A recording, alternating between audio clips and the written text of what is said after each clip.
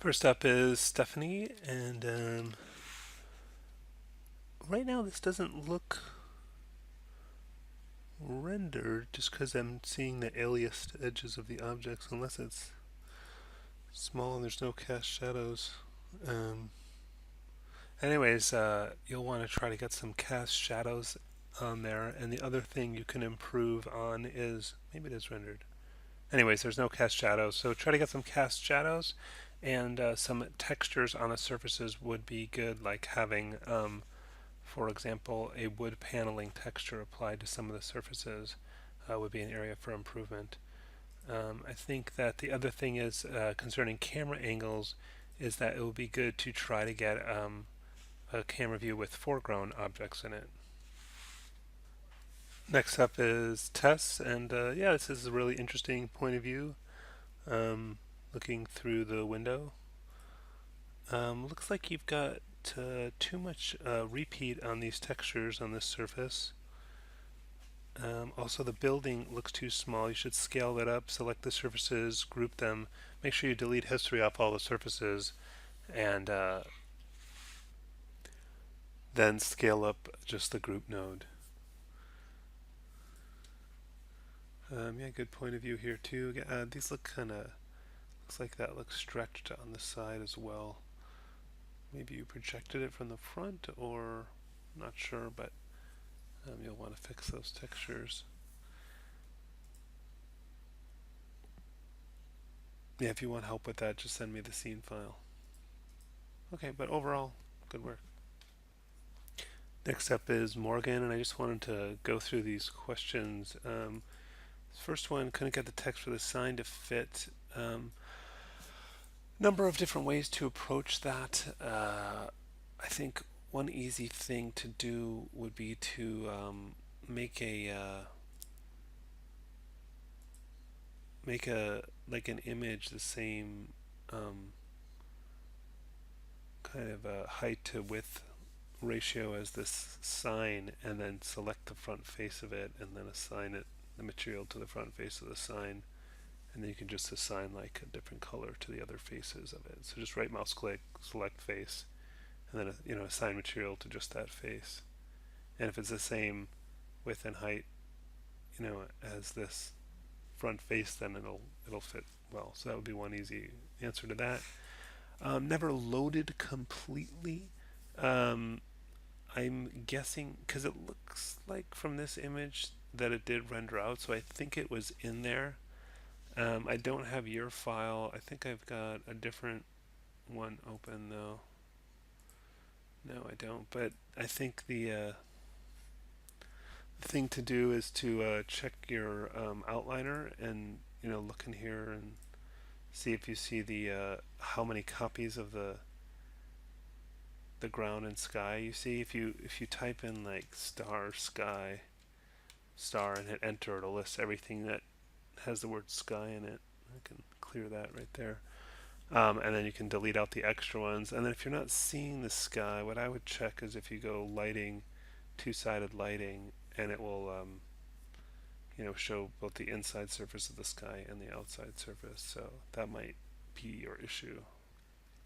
The only way I could rotate my building and move it without various pieces going in other directions was to merge all of the pieces together. So it's probably just a history in your building. So select the piece of the building, or just go edit to delete all by type history and delete all the history from the scene, and then select all the pieces of the building, group them.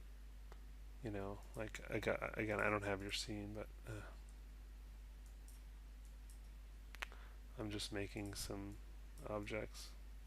So you would select all the pieces, group them, Control G, and then make sure you just have that group node selected, and move it around. So delete history, group them, and then select. Just make sure you just have the group node selected and move it by that, and it should move together. Couldn't get any cast shadows. I think could be more than one thing. Just play with the angle of your light, but if you're using a directional light, um, on shadows here, you have depth map shadows or ray trace shadows. So if you decide which one you want, but I think if you're using ray trace shadows, you need to have ray tracing turned on here, and you can turn these down like you don't need 6 refractions. But overall, these are looking good. You get a nice brick texture, nice wood texture down here, um, and this angle looks good. I think you could do something different with the texture on this awning. Maybe you want to do some more wooden boards there, for example. Could do something different with the roof as well. Get something more, I don't know, maybe like shingles or something like that. But yeah, looks good. Next up is Rand, and doesn't I'm wondering if it's actually rendered or just a snapshot, because I guess what I'm noticing is this sort of aliasing on some of the diagonal lines. I would expect that to be smoother. Also, there's no cast shadows, so try to get some cast shadows coming from the objects. If you if you're using my software render, you can change the quality here to just production quality, and then you can see how, like in this, you see the aliasing along the edges of these objects. But at production quality, if I render an image, oh, well, let me get rid of this light. I'll just use the default lighting now. Anyways, that's if it's not a good example, but you can see this looks a little smoother here than it does on there, that edge. Give you an idea. And yeah, get the cast shadows going on with the light.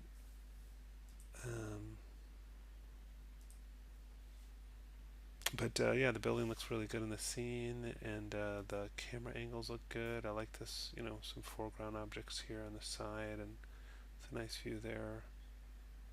Good kind of lower angle here. So yeah, I think it's a well assembled scene. I just think get that render quality up and get some lights and cast shadows. I just wanted to demonstrate some stuff with Morgan's file now that I have it open. Got the outliner open, and for some reason all these objects are in here. I'm not exactly sure how that happened, but I'm gonna select all of those and do Shift P to unparent them to get out of this weird thing here. And then I'll select all those surfaces, Control G for group, and just put it in one big group. And it's a good idea to delete history, edit, delete all by type, history. And now should be fine moving this around or scaling it. And probably you don't need these files, these not files, these nodes, so I would delete those out to kind of clean up the scene. Concerning the texture on the sign, what I would probably do, just like an easy approach, I'll do a screen snapshot here, and then go into Photoshop and just paste that and crop this to the, well, if you want to crop it to the exact size, you can use the magic wand and select that, and then say image crop, and that's the exact size of that sign. And then we can make it a little bigger just to get a better resolution. Oh yeah, that's 100 by 100. Image size.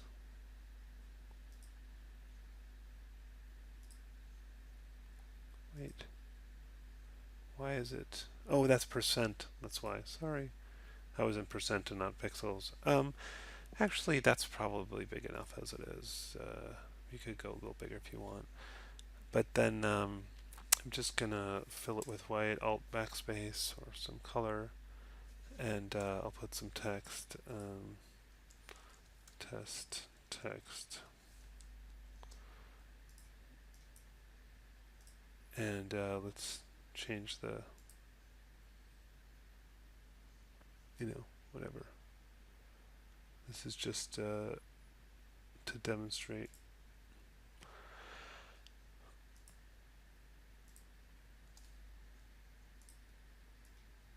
That's too big. T.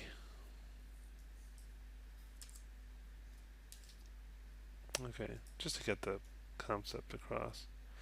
And then I'll save this, Control Alt S, save it. You should put in the source images um, of your file, but I'm gonna um, just for the purposes of this, I'm gonna put in here. But normally you would put this in the source images, so this will be sign text, and then it should be in the. But for yours, put it in the source images directory. Do you have a texture for this already? Oh, just the red color. So I might make this white. We'll double click on it, and then let's create a new material. We'll just make a Lambert and select this face, this front face, and assign that material. Right mouse click, assign material, and then map the file. Let's browse for that. And I'll go back into here where I put it. You should put in your source images directory, but I'm going to put it right there. And hopefully, hey, why did that not? Okay, so I guess I thought that would scale, but what we could do, really, you have to fix the UV, and we haven't really gone over this, but if we go panel UV editor is one way to fix this. But I think the easier thing to do would be if we just do create UVs and do a planar mapping, and you can see this direction is the Z direction, so we just do it in the Z direction. It should automatically fit it. Yeah, perfect. So that fit that to the sign exactly, because it sort of projected it from the front, if you will. So that's an approach to fixing that, the sign. Regarding cast shadows, if we look at this scene, it's got, and go under lights here, we've got an ambient light here. I might turn that down a bit. And then you have a directional light to cast the shadows, and I can see the light down here. It's pointed to the side, so I think let's try a different angle on the light. Something like that, more from above, like the sun. And then in my render settings, or actually let's go to render view here. I did a test render a minute ago. I'm going to go to options and test resolution, and I'll make it a little bit bigger than last time. And I can see you're using mental ray, so I'll leave it there. I'll go ahead and render. Okay, now that it's finished rendered, I can see that there is a cast shadows here. There's the horse's shadow, there's from the lamppost. So I think you had the settings right. I think it was actually just the angle of the light you needed to adjust. Next up is Catalina, and yeah, this looks really good. I really like the fire and the glow here. I think that's a nice touch. I think it'd be better if you had cast shadows from the light. But the camera angles look good. I like that you've got a foreground object here, and some interesting foreground objects there. And the buildings are looking really good as well. So overall, good work. A nice touch with the glowy lighting. I think that cast shadows with help and a little more sense of time of day, because is it sunset? And if so, you could make the light hitting us from the side a little bit of a warmer color, and then maybe contrast it with a cooler color, either ambient light or directional light coming from the other direction, to give it that kind of sunrise feel. And if it's not sort of sunrise or sunset, then you have to reconcile why you have a brightly glowing fire that would be that bright and visible in bright daylight because it wouldn't show, it wouldn't be so pronounced if it was a bright sunny day. So kind of figure out what time of day you want to represent, and then you can dial it in a little bit. But it does look like the sun's low in the sky, but I think some sort of color contrast there would help sell it. Next up is Jonathan, and it says nice to see the whole town put together there. I think you need some other lights because it looks like you probably just have one directional light, and so these dark sides of the building, it looks just solid black, and you need something to fill that in. You could just, an easy way is just to use an ambient light, but you could use, just another directional light, but just much dimmer. It's okay to have a darker side. I mean, on a bright sunlit day, you would have a much brighter side. You'd have a high contrast, but this is too high contrast because it's like solid black. So you need some other light to fill in those areas. The other thing it would be good to do is some cast shadows for these surfaces. Um, help put them in place. Right now there's no cast shadows at all. So take a look at doing that. The building is looking good though, and the camera angles are interesting. I mean, I like this first one because it's symmetrical, but I think maybe instead of going above again, and you kind of get into trouble here with this horizon line and this big empty space here, which just looks too blank. So I would get the camera much lower and kind of more in the town. And this one, go even lower. You can do like the view of the eye of someone. Also, the scale of your building, I think it needs to be adjusted because it's if this is 2 stories, but it's not really much taller than 1 story. Or look at the um, it's just next to this stuff, it's not that believable. So if this is the second story here, anyways, it just looks small. So try scaling that up some.